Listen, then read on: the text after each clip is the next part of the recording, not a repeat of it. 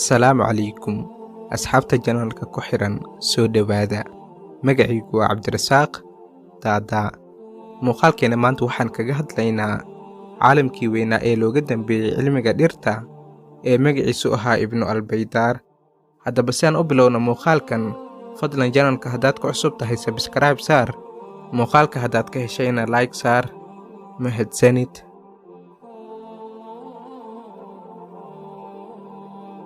magaciisa oo dhammaystiran waxa uu ahaa Diyaa'uddiin Abuu Maxamed Cabdullaahi binu Maxamed binu Axmed Almalaaqi, laakiin wuxuu ku caan ahaa Ibnu Albaydaar.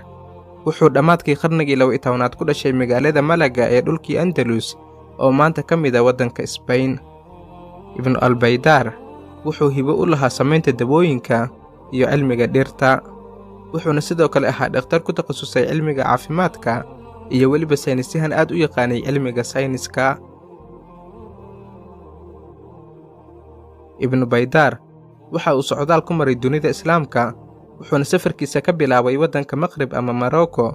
sidoo kale wuxuu safar ku tagay waddamo badan oo ay ka mid yihiin Giriigga iyo dhulkii Roomaanka, wuxuuna intii uu safarka ku jiray u soo ururiyey dhir kala duwan si uu baaritaan ugu sameeyo oo u ogaado noocyada dhirta ee sunta leh iyo kuwa daawooyinka ah iyo weliba kuwa la cuni karo.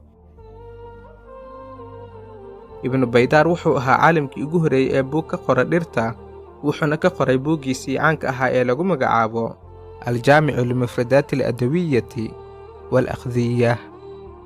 buuggani waxa uu ahaa buug uu ka qoray dhirta, cuntada iyo dawooyinka. Ibnu Baydaar wuxuu buuggiisa ku qoray ku dhowaad 1400 oo dhir oo kala duwan, asagoo u qoray si habaysan oo cutub u qoran.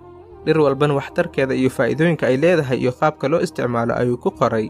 dhirta kuwa sunta leh iyo kuwa la cuni karana wuu ku sharxay. Ibnu Baydaar buuggiisa waxaa sidoo kale uu ka kooban yahay tixraacyo badan oo uu ku sameeyey 150 buug oo hore oo luqadda Carabiga ku qornaa iyo 20 buug oo kale oo ka mid ah buugaagtii hore ee Giriigga ee dhaqankoodii ku qornaa. Ibnu Baydaar intii uu ku jiray safaradiisii badnaa, wuxuu ogaaday oo uu bartay noocyada kala duwan ee ciidda dhirta ka bixi karta iyo weliba dhagxaanta noocyadooda kala duwan.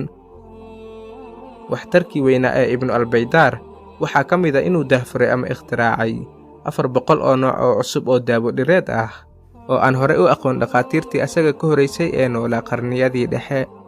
asaga ayaana ahaa qofkii ugu horreeyey ee isticmaala dhirtaas, wuxuuna qaarkood uu ku daweyn jiray cudurrada maqaarka ku dhaca ee uu ka midka yahay cudurka baraska. waxayna taariikhda ay sheegaysaa inuu Ibnu Albaydaar uu ahaa qofkii ugu horreeyey ee hela daawada cudurka baraska.